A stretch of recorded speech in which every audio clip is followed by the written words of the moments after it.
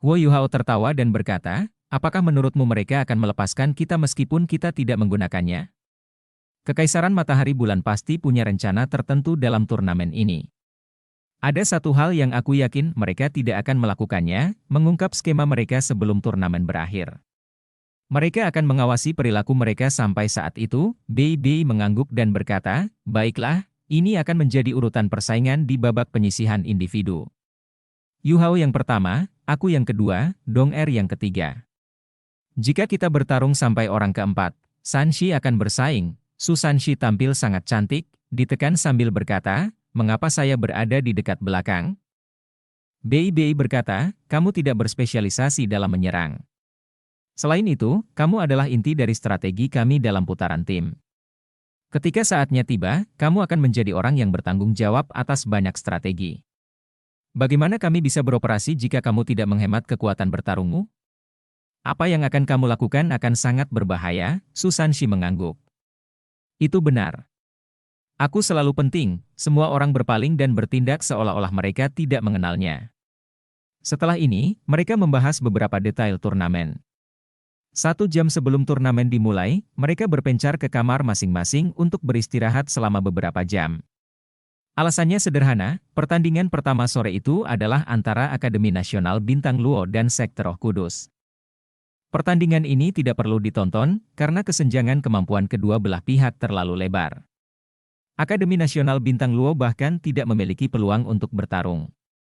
Pertandingan kedua sore itu dijadwalkan dimulai 2 jam setelah pertandingan pertama.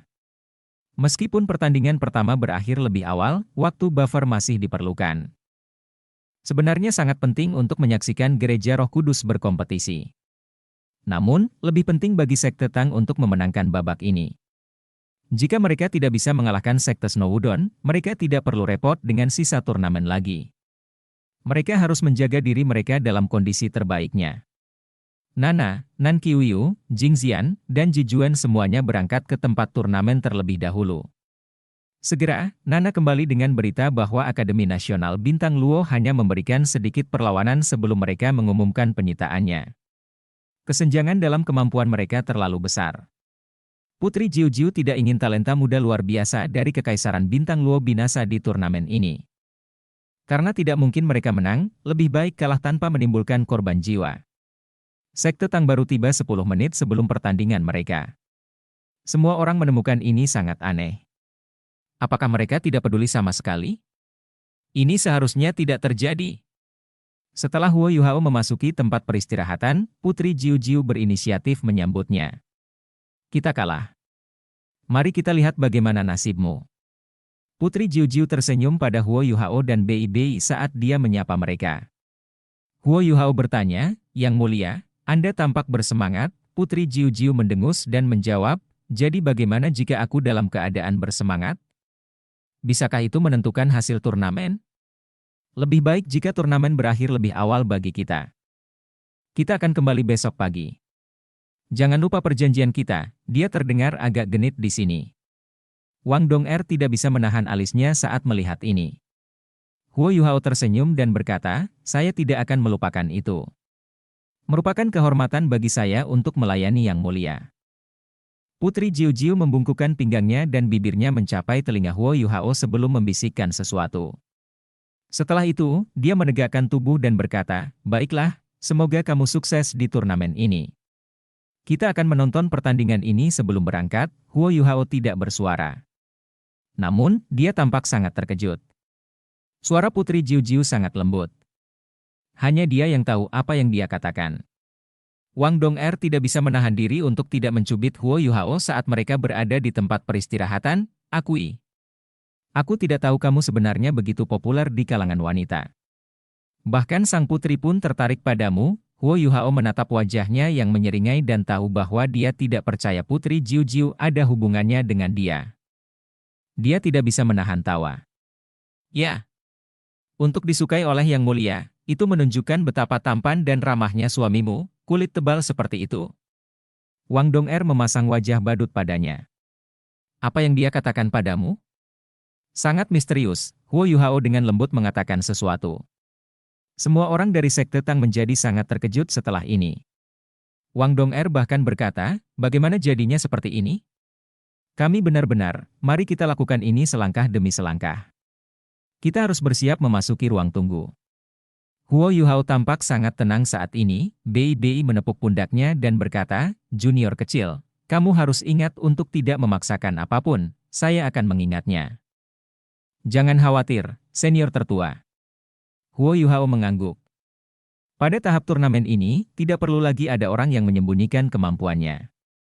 7 monster Shrek akhirnya mengungkapkan kekuatan mereka. Di sisi lain, semua orang dari Sekte Snowdon sudah menuju ruang tunggu. Seperti yang diharapkan Huo Yuhao, sebagian besar anggota tim utama dari Sekte Snowdon di beberapa ronde sebelumnya, termasuk Mu Sue, tidak bergerak sama sekali. Kebanyakan yang berdiri adalah pemain pengganti yang belum pernah berkompetisi sebelumnya. Satu-satunya wajah yang dikenal Huo Yuhao adalah orang di belakang tim Sekte Snowdon. Rambutnya diikat kepang, dan dia tampak sangat ramah dan lembut. Dia adalah Putri Weina. Ya, Mu Sue tidak akan berkompetisi, tapi Weina akan berkompetisi. Hal ini menandakan banyak hal. Sebelumnya, Putri Jiu telah membisikkan hal ini kepada Huo Yuhao, hati-hati terhadap Weina. Dia tidak sederhana. Meski hanya 8 kata sederhana, penampilan Weina sepertinya mendukung perkataan Putri Jiu. Huo Yuhao menjadi lebih berhati-hati. 3 dari 4 semifinalis telah ditentukan. Tim Shrek, Tim Naga Langit, dan Tim Roh Kudus adalah 3 semifinalis saat ini. Semifinalis terakhir akan ditentukan setelah pertandingan ini. Karena 3 pertandingan perempat final sebelumnya terkesan sangat sepihak, kemeriahan pun mereda, dan harapan besar penonton terhadap pertandingan perempat final terakhir. Weina sepertinya merasakan Huo Yuhao mengawasinya saat kedua belah pihak memasuki ruang tunggu. Dia berbalik untuk melihatnya dan tersenyum manis padanya. Huo Yuhao mengangguk padanya. Itu adalah salah satu bentuk sapaan. Tidak peduli hasilnya, atau apakah Sekte Snowdon adalah kedok dari Sekte Tubuh, dia tahu bahwa mereka bukanlah musuh. Jika Sekte Tubuh menyelinap ke Kekaisaran Jiwa Surgawi, itu bermanfaat bagi mereka dalam perlawanan mereka terhadap Kekaisaran Matahari Bulan. Musuh dari musuh adalah temannya. Selain itu, Kerajaan Jiwa Surgawi adalah klien terbesar Sekte Tang. Zheng San mengerutkan alisnya saat melihat Sekte Tang. Selain Wang Qr, Sekte Tang telah memberinya sakit kepala terhebat di semua ronde yang diawasi. Anggota Sekte Tang tidak mengikuti aturan, dan sangat sulit untuk dihadapi. Perhatiannya pertama kali tertuju pada Wang Dong'er, dan dia segera menjadi lebih fokus. Perempat final ke semifinal. Ini adalah pertandingan perempat final terakhir. Sekte Snowdon versus Sekte Tang. Kedua belah pihak, tolong kirimkan anggota pertama kalian untuk babak penyisihan individu, teriak Do Uluo yang tak bisa dipecahkan. Seorang pemuda jangkung berdiri di sisi Sekte Snowdon. Dia mengambil satu langkah ke depan dan naik ke panggung. Pada saat yang sama, dia melihat ke arah Sekte Tang. Setelah itu, dia melihat Wang Dong'er berdiri. Orang lain mungkin meremehkan Sekte Tang, tetapi Sekte Snowdon tidak. Itu karena Sekte Snowdon memiliki Mu Sue dan Weina, yang keduanya cukup akrab dengan Huo Yuhao dan Wang Dong'er. Mereka telah memperlakukan Sekte Tang sebagai lawan mereka. Dan karena itu mereka memantau pertarungan Sekte Tang. Di turnamen ini, tidak banyak orang yang memiliki budidaya 6 cincin atau lebih. Di antara mereka, Wang Dong'er adalah salah satu yang paling menonjol. Bukan hanya karena dia terlihat seperti saudara perempuan Wang Qr, tetapi yang lebih penting, itu karena kemampuannya yang luar biasa. Melawan Akademi Teknik Jiwa Kekaisaran Sun Moon, Wang Dong'er telah sepenuhnya menunjukkan kemampuan dan kultivasinya. Dia telah meninggalkan kesan mendalam di benak banyak orang. Selain itu, bukan rahasia lagi bahwa Wang Dong'er dan Huo Yuhao memiliki jiwa bela diri kembar. Bagaimanapun, mereka telah mencapai hal-hal hebat di turnamen sebelumnya. Akibatnya, pemuda dari Sekte Snowdon menjadi serius saat melihatnya berdiri. Dua anggota Sekte Tang yang paling diawasi adalah Wang Dong'er dan Su Sanshi. Hichaito berada di posisi ketiga. Hichaito adalah seorang insinyur jiwa kelas 6 dan kaisar jiwa berantai 6. Dia telah meninggalkan kesan mendalam di benak semua orang selama putaran tim melawan Sekte Clear Jade. Eye of Fear-nya adalah mimpi buruk lawan-lawannya. Huo Yuhao adalah orang keempat yang paling diawasi di Sekte Tang. Bagaimanapun juga, dia terjebak sebagai Raja Jiwa. Di mata semua orang, Raja Jiwa dan Kaisar Jiwa sangat berbeda. Saat pemuda itu gemetar di dalam hatinya, dia tiba-tiba tercengang. Itu karena Wang Dong'er tidak langsung naik ke panggung. Dia berjalan di belakang kursi roda Huo Yuhao dan mendorong kursi rodanya menuju panggung. Bukankah Wang Dong'er akan berkompetisi terlebih dahulu? Bukankah dia akan meniru gaya bertarung kakak perempuannya? Semua orang bingung. Setelah itu, mereka melihat Wang Dong'er mendorong kursi roda Huo Yuhao sebelum dia membawanya ke atas panggung. Dia hanya membawanya ke tepi panggung sebelum melompat dan kembali ke ruang tunggu.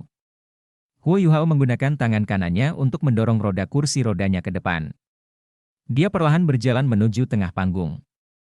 Orang pertama bukanlah Wang Dong'er, tapi Huo Yuhao. Meskipun Huo Yuhao telah tampil baik di babak awal turnamen, dan bahkan mengalahkan 7 orang dalam satu pukulan. Dia jarang tampil seiring berjalannya turnamen. Penampilannya tidak terlalu seru. Seringkali, rekan satu timnya lah yang tampil baik. Hanya dia. Pemuda dari sekte Snowdon tampak lega. Bagaimanapun, Huo Yuhao hanyalah Raja Jiwa. Dalam hal kemampuan individu, Huo Yuhao paling banyak adalah yang terkuat keempat di sekte Tang. Selain itu, Huo Yuhao adalah Master Jiwa tipe kontrol, dan dia bahkan lumpuh. Dia bukanlah ancaman yang besar. Weina juga mengerutkan alisnya di ruang tunggu. Dia tidak mengerti mengapa sekte Tang mengirim Huo Yuhao terlebih dahulu. Dari penampilan mereka tadi, mereka pasti sudah menebak sesuatu. Bukankah Master Jiwa tipe kontrol seperti Huo Yuhao seharusnya disediakan untuk putaran tim? Dia juga memperlihatkan ekspresi termenung saat memikirkan hal itu. Saat dia mengingat betapa liciknya Huo Yuhao selama negosiasi mereka sebelumnya, Weina tidak bisa menahan diri untuk tidak mengembangkan perasaan tidak menyenangkan. Di atas panggung, kedua belah pihak dengan cepat mencapai tengah. Mereka menunggu di sisi berlawanan dari Zheng Zhan. Kedua belah pihak, tolong laporkan nama kalian. Kata Zheng Zhan dengan formal, Sekte Tang, Huo Yuhao. Sekte Setan Salju, Wang Yanfeng. Wang Yanfeng tingginya lebih dari 190 cm. Tubuhnya besar dan kekar. Pakaian putih yang dia kenakan sangat ketat. Dia memiliki rambut pendek, dan matanya penuh energi. Meskipun dia tidak terlalu tampan, dia memberikan perasaan yang sangat dewasa. Sorot matanya yang tajam seolah mampu menembus hati seseorang. Meski mereka belum mulai berkompetisi, Huo Yuhao bisa merasakan aura dominan dari tubuhnya. Zheng Zhan memandang kedua belah pihak dan berkata, mundur dan bersiap untuk memulai pertarungan. Izinkan saya mengulangi, cobalah untuk tidak terlalu keras pada lawan Anda. Ketika saya menilai bahwa salah satu dari Anda tidak dapat mengatasinya lagi, saya akan mengakhiri pertarungan ini. Meski hanya lengan kanan Huo Yuhao yang bisa bergerak, dia sangat cekatan saat mengendalikan kursi rodanya. Dia memutar kursi rodanya kembali ke sisi panggung. Wang Yanfeng juga tidak mengatakan apa-apa. Dia hanya mengangguk pada Huo Yuhao sebelum berbalik ke sisi lain panggung. Segera, kedua belah pihak masuk ke posisi masing-masing. Mereka berbalik dan saling berhadapan. Zheng Zhan mengangkat tangannya tinggi-tinggi dan berteriak, mulai. Wang Yanfeng segera pindah. Jari-jari kakinya terdorong saat dia menghambur ke arah Huo Yuhao. Dia sangat cepat, tapi tidak sekeras Wang Qiuer. Namun, dia tampak seperti ilusi sepanjang seluruh proses. Sepertinya dia meledak ke depan, tapi Huo Yuhao tidak bisa menguncinya, bahkan dengan deteksi spiritualnya. Wang Yanfeng bergerak dari sisi ke sisi dengan kecepatan sangat tinggi. Huo Yuhao segera mengambil keputusan. Kedua belah pihak melepaskan jiwa bela diri mereka pada waktu yang hampir bersamaan. Huo Yuhao memiliki 2 cincin jiwa kuning, 2 ungu, dan 1 hitam. Semua orang dari sekte Tang tahu dia menggunakan tiruannya sekarang. Selain Wang Dong'er, tidak ada yang benar-benar mengetahui warna cincin jiwa Huo Yuhao. 1. 6 cincin jiwa bangkit dari kaki Wang Yanfeng. Ada 2 cincin jiwa kuning, 2 ungu, dan 2 hitam. Auranya juga semakin kuat dan kuat. 1. Huo Yuhao tidak bergerak 1 cm pun, tetap di posisinya. Tangan kanannya menunjuk ke depan, dan sesosok tubuh mungil muncul dari alisnya. Dia bertambah besar saat dia bergerak, dan berubah menjadi seorang gadis kecil, melayang 2 meter di depan Huo Yuhao. Itu adalah Putri Salju. Begitu putri salju kecil muncul, suhu di sekitar Huo Yuhao dengan cepat turun. Wang Yanfeng tampak melambat saat dia maju ke depan. Dia jelas telah melepaskan jiwa bela dirinya. Tetapi tidak ada yang terlihat. Apa jiwa bela dirinya? Jika bukan karena fakta bahwa Huo Yuhao telah merumuskan tebakannya sebelum pertarungan dimulai, dia pasti sudah berada di posisi yang tepat sekarang. Wang Yanfeng berada kurang dari 30 meter dari putri salju saat ini. Pada titik ini, dia tiba-tiba berteriak dan melompat ke depan. Kakinya mendarat dengan mantap di tanah, dan dia mengepalkan tinjunya sambil mengangkat tangannya ke atas. Setelah itu, dia memukulkan tinjunya ke bawah. Dia masih berjarak 30 meter dari Huo Yuhao dan putri salju saat ini, jadi tinjunya tidak mungkin mengenai mereka. Dia memukul tanah. Cahaya hijau perunggu menyebar dari tinjunya. Saat tinjunya menghantam tanah, tidak ada suara sama sekali. Namun, gelombang gas hijau menyapu ke arah Huo Yuhao dan putri salju. Itu adalah gelombang kejut yang sangat kuat. Huo Yuhao kagum. Serangan lawannya tidak dilancarkan menggunakan kekuatan murni dan kekuatan jiwa. Ini melibatkan beberapa tingkat teknik dan kontrol kekuatan. Itu adalah kombinasi kekuatan dan teknik. Dia memang berbakat dari sekte tubuh. Apakah tinjunya adalah jiwa bela dirinya? Di generasi muda dari sekte tubuh, Wang Yanfeng harus menjadi salah satu yang terbaik. Huo Yuhao menyipit saat dia menghadapi embusan gas hijau. Wanita salju tidak menolaknya secara langsung. Sebaliknya, sosok mungilnya melayang ke belakang dan mendarat di bahu Huo Yuhao. Huo Yuhao mengangkat satu-satunya tangannya yang bisa digerakkan. Cahaya keemasan yang kuat menyala di telapak tangannya. Setelah itu, sosok emas muncul dari tubuhnya. Itu tidak cepat, tapi muncul tepat sebelum hembusan gas hijau mencapai dirinya. Gelombang gas menghantam sosok itu. Sosok itu sepertinya memotongnya di tengah, dan kedua bagian itu menabrak penghalang pelindung di sekitar panggung. Cahaya besar langsung tercipta. Tidak ada pihak yang menggunakan keterampilan jiwa apapun dalam konfrontasi pertama mereka. Anggota tim lainnya di ruang tunggu kagum, terutama sekte Snowdon. Anggota tim mereka tertegun. Huo Yuhao tidak menggunakan kemampuannya untuk memanggil sesuatu, tetapi menggunakan kekuatan jiwanya sendiri untuk menangani Wang Yanfeng. Selain itu, dia tampaknya tidak mengeluarkan banyak energi saat mengatasi serangan Wang Yanfeng. Mereka semua terkejut dengan tingkat keterampilan ini. Huo Yuhao tidak menarik kembali telapak tangannya. Dia mengepalkannya dan mendorongnya ke depan. Tiba-tiba, kekuatan emas dilepaskan dari tinjunya ke arah Wang Yanfeng. Itu adalah pertarungan murni kekuatan jiwa. Tidak ada keterampilan jiwa yang terlibat. Dia sebenarnya mampu menggabungkan kekuatan spiritual dan jiwanya. Keterampilan bertarung siapa yang dia warisi? Weina bergumam pada dirinya sendiri. Wang Yanfeng juga sama terkejutnya. Ketika mereka meneliti kemampuan Huo Yuhao sebelumnya, mereka benar-benar berbeda. Apakah ini mungkin bagi master jiwa tipe kontrol? Bukankah ini metode bertarung dari sekte tubuh kita? Salah satu prinsip terpenting yang dimiliki sekte tubuh adalah bahwa para muridnya tidak boleh menggunakan keterampilan jiwa mereka dengan enteng. Karena lawan mereka akan terbiasa dengan keterampilan jiwa seseorang setelah setiap kali digunakan. Mereka sebaiknya hanya digunakan pada saat-saat paling kritis untuk mencapai efek yang menentukan. Karena itu, sekte tubuh dianggap sebagai salah satu yang terbaik dalam hal penelitian teknik bertarung. Dalam aspek ini, bahkan Akademi Shrek tidak bisa dibandingkan dengan mereka. Itu juga salah satu alasan mengapa sekte tubuh begitu kuat. Namun, Huo Yuhao sedang menggunakan teknik bertarung sekarang. Dari cara dia menahan serangan Wang Yanfeng sebelumnya, itu menunjukkan bahwa dia juga tidak biasa. Kemampuannya melakukan serangan balik dalam waktu sesingkat itu menunjukkan kalau dirinya memang sangat kuat. Meskipun Wang Yanfeng terpesona, dia tidak melambat. Dia mengambil langkah maju dengan kaki kanannya dan membiarkan auranya meningkat. Pada saat yang sama, dia memukulkan tinjunya lagi, dan cahaya hijau perunggu yang menyilaukan dilepaskan ke arah kekuatan yang ditembakkan Huo Yuhao padanya. Bang, cincin ledakan bergema. Cahaya keemasan dan hijau tersebar. Huo Yuhao tidak bergerak dari tempatnya duduk di kursi rodanya. Wang Yanfeng melihat ke belakang dan mundur satu langkah. Pada titik ini, ekspresi semua orang dari sekte Snowdon, atau lebih tepatnya sekte tubuh, mau tidak mau berubah. Dua tinju melawan satu tinju. Huo Yuhao mengerahkan kekuatan dari jarak menengah, sementara Wang Yanfeng menggunakan tubuhnya untuk bertahan melawannya, tetapi Wang Yanfeng lah yang menderita. Ini menandakan bahwa Wang Yanfeng lebih rendah daripada Huo Yuhao dalam hal budidayanya. Bagaimana ini mungkin?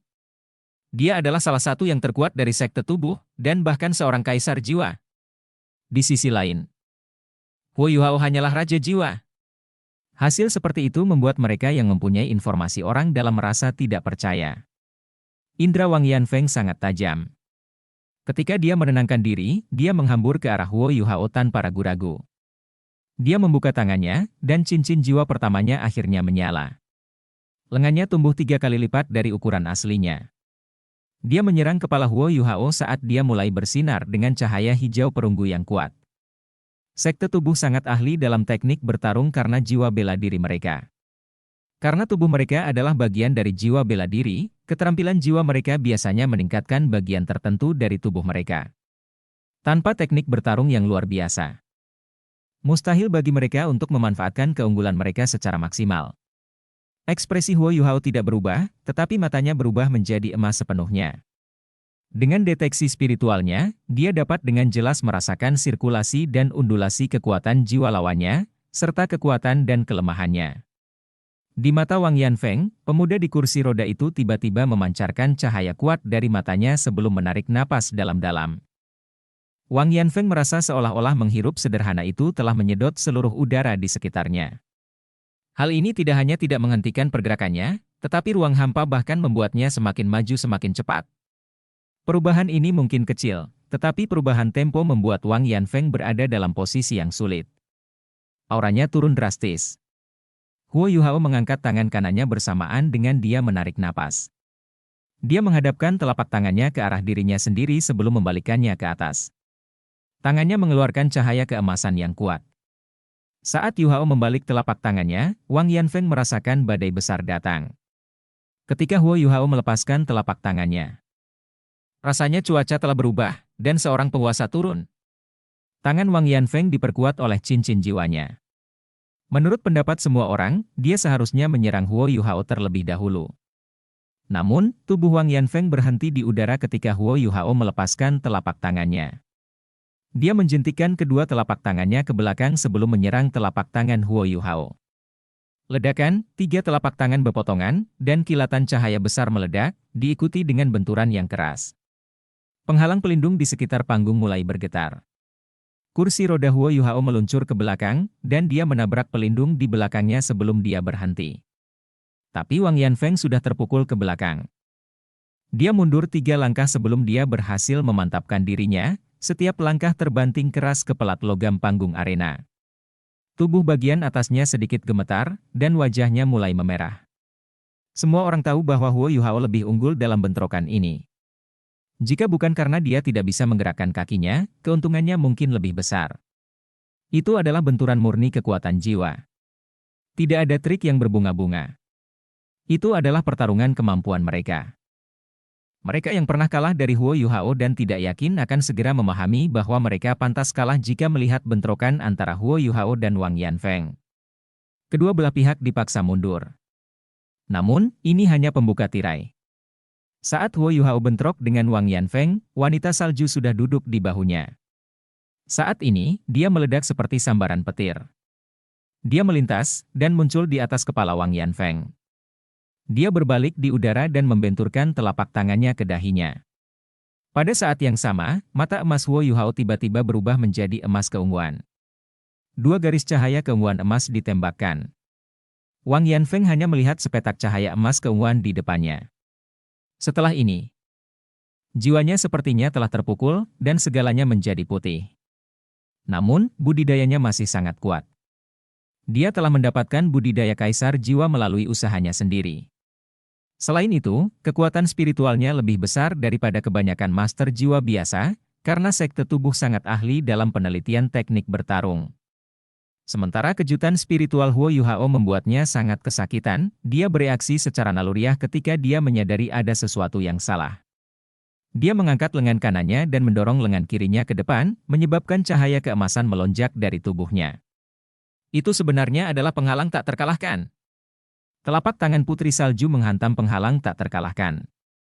Dan dibelokkan.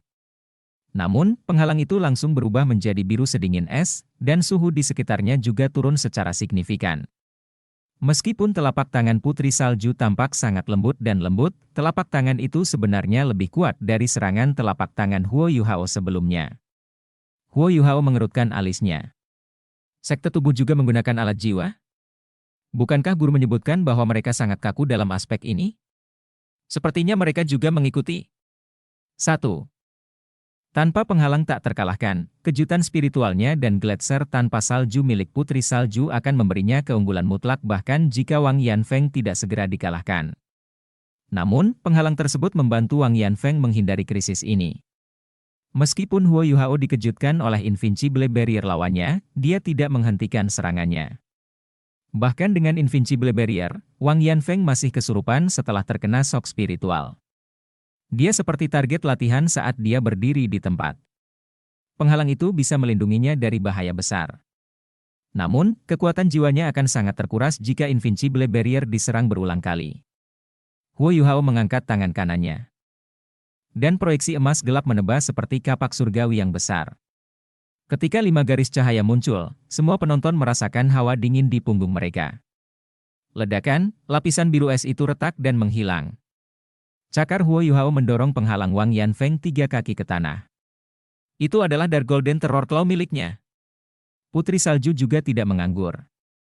Cahaya biru tua menyala, dan terkoordinasi dengan serangan Huo Yuhao dengan sempurna. Saat bilah pedang berwarna emas gelap itu menghilang, bilah cahaya berwarna biru es menghantam penghalang dengan ganas. Dentang, suara logam yang menghantam logam terdengar jelas dan tajam. Sekte Snowdon merasa ngeri saat mengetahui bahwa ada celah yang jelas pada penghalang tak terkalahkan yang diaktifkan oleh Kaisar Jiwa Bercincin 6. Apa maksudnya ini? Itu berarti pertahanan penghalang itu akan segera diatasi. Ini juga berarti bahwa serangan berulang-ulang Huo Yuhao dan Putri Salju memiliki kekuatan ofensif yang telah mencapai tingkat yang menakutkan. Semua serangan Putri Salju adalah es dan salju tertinggi. Seiring dengan kehancuran Dark Golden Terror Claw dan ketidakmampuan Wang Yanfeng untuk mengendalikan penghalangnya secara langsung karena keterkejutannya, situasi seperti itu telah terjadi. Namun, Wang Yanfeng juga pulih dari keterkejutan jiwanya setelah serangan ini. Dia segera menemukan celah di penghalangnya. Karena ngeri, dia segera mundur. Pada saat yang sama, cincin jiwa ketiganya menyala. Tangannya mengepal di depannya, dan dia meninju ke arah Huo Yuhao. Ini adalah keterampilan jiwa ketiga jiwa tubuh Wang Yanfeng, Mountain Quake Strike. Huo Yuhao tidak memilih untuk bertarung langsung dengan tinju kali ini. Dia membenturkan telapak tangannya ke tanah dan bersandar. Sederet jet muncul di bahunya. Ketika kursi rodanya terlempar ke udara karena pantulan dari serangan telapak tangannya, jet-jet tersebut juga ditembakkan. Seketika, dia melesat beberapa puluh meter ke langit. Serangan Wang Yanfeng adalah langkah untuk menghentikan Huo Yuhao menyerangnya lagi. Dengan kondisinya saat ini, dia tidak bisa mengunci lawannya, jadi Huo Yuhao berhasil dengan mudah menghindari serangan gempa gunung miliknya. Namun, Huo Yuhao masih ditakuti oleh kekuatan mogok gempa gunung. Itu mengeluarkan bola lampu hijau, kira-kira seukuran kepala manusia. Ia berhenti sejenak di udara sebelum meledak, berubah menjadi bola hitam kehijauan dengan diameter lebih dari 5 meter. Kekuatan ledakannya sangat besar. Dia pasti telah menyelesaikan kebangkitan kedua jiwa bela dirinya. Saat Huo Yuhao kagum, tubuhnya sudah mulai turun. Saat ini, anggota tim Sekte Snowdon yang berada di ruang tunggu semuanya terkejut. Siapa yang mengira Huo Yuhao bisa terbang begitu tinggi di udara meskipun dia menggunakan kursi roda? Terlebih lagi, dia tampil sangat lincah. Tangan kanannya sangat kuat. Seberapa kuat dia jika seluruh tubuhnya bisa bergerak? Wanita salju sudah kembali di belakang punggung Huo Yuhao. Dia mendorong kursi rodanya ke udara, dan cahaya biru tua melesat ke depan. Dengan cara ini, dia berhasil menggeser kursi rodanya ke bawah di udara, mendarat di sisi lain panggung. Wang Yanfeng juga memanfaatkan kesempatan ini untuk mengatur napas. Ketika dia melihat Huo Yuhao di sisi lain panggung, dia merasa tidak berdaya, dan hampir memuntahkan darah karena frustrasi. Meskipun efek utama dari kejutan spiritual telah menghilang, dia masih mengalami sakit kepala saat ini. Saat dia melihat Huo Yuhao, dia merasakan ketakutan muncul di dalam. Dia tidak menyangka lawan ini akan begitu sulit untuk dihadapi. Ketika dia merasakan kondisinya sendiri, dia hampir menangis. Kekuatan jiwanya telah turun 40% setelah dia terkena kejutan spiritual Huo Yuhao dan serangan selanjutnya. Dia hanya memiliki 60% dari kekuatan jiwanya yang tersisa. Kekuatan jiwanya sangat padat. Mengingat dia berasal dari sekte tubuh. Master jiwa biasa tidak bisa dibandingkan dengan dia sama sekali. Saat Invincible Barrier pertama kali muncul, memang menimbulkan banyak masalah bagi para master jiwa. Insinyur jiwa yang sehat secara finansial senang menggunakan Invincible Barrier mereka untuk melindungi diri mereka sendiri ketika mereka bertarung, tepat sebelum menggunakan alat jiwa terkuat mereka melawan lawan master jiwa mereka.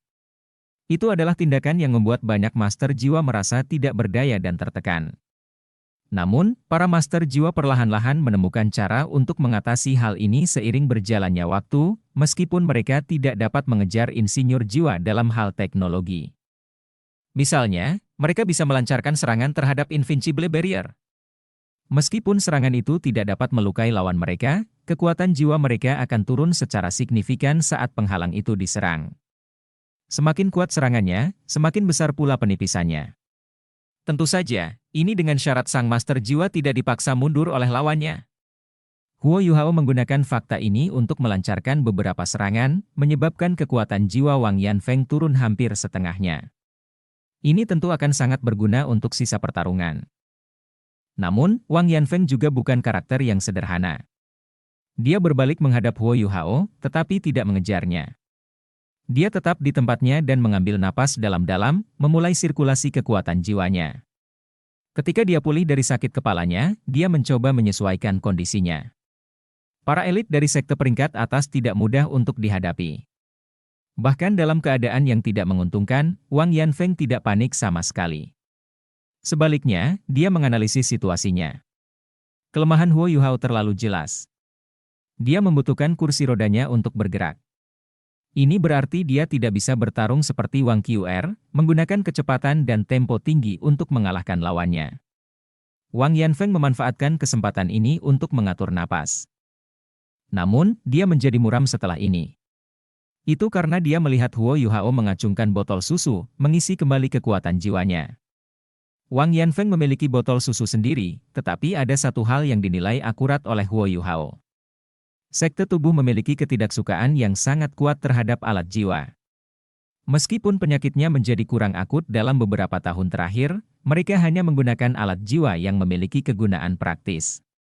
Misalnya botol susu, alat jiwa tipe terbang, dan alat jiwa tipe pelindung, seperti Invincible Barrier.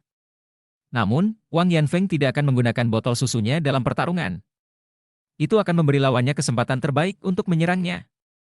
Melakukan hal itu berarti ada periode waktu ketika dia akan terganggu. Periode interupsi itu bisa berakibat fatal terhadap lawan yang kuat. Wang Yanfeng tidak tahan lagi. Dia geram dengan bagaimana Huo Yuhao tampak begitu menghina dia.